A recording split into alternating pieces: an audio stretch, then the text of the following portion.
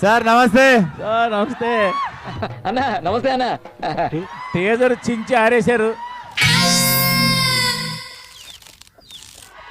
అరే అరే ఒక్క నిమిషం రా, పొగుడుతున్నారు. అడవులలో ఇట్లా పుట్టిరా ఏమరా, మంచి మర్యాద తెలియదు. ఇందాం ఇని రియాక్ట్ అయిదాం, ఫస్ట్ ఇనిపియాలి కదా.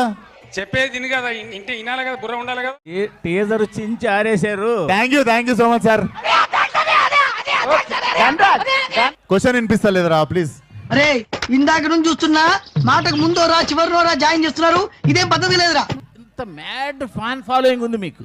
అవును, ఆయన ఒంటి మీద ఒక్క గీత కనపడ్డా నీ తల్లి రాష్ట్రం అంతా బొగ్గుమంటని చెప్తున్నా. అంటే జనరల్ గా అందరూ భయపడిపోతారు కదా, సెన్సార్ వాళ్ళు ఏం రేటింగ్ ఇస్తారు నెక్స్ట్ అది అని చెప్పి.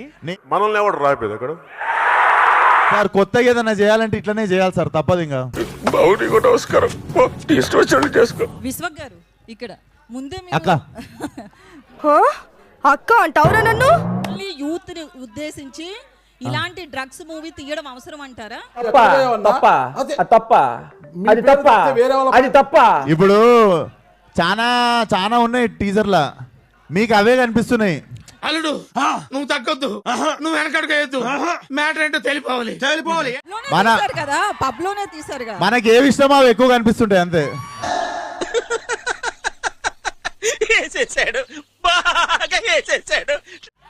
లిటరల్లీ డ్రగ్స్ చేస్తే సంకనాకి పోతారు అని చెప్తున్నా సినిమాలో. కానీ మానలేకపోతున్నా, ఏం చేయమంటావు? పూర్వం పెట్టి కాల్చేవాడిని, ఇప్పుడు బాగా తగ్గించా. సినిమా చూస్తే సీఎం గారు కూడా పిలిచి సూపర్ రా నువ్వు అంటారు. మాస్ కదా విశ్వక్ సేన్ ఫ్యాన్స్ అందరికి మరొకసారి థ్యాంక్ యూ సో మచ్ రా అందరికి.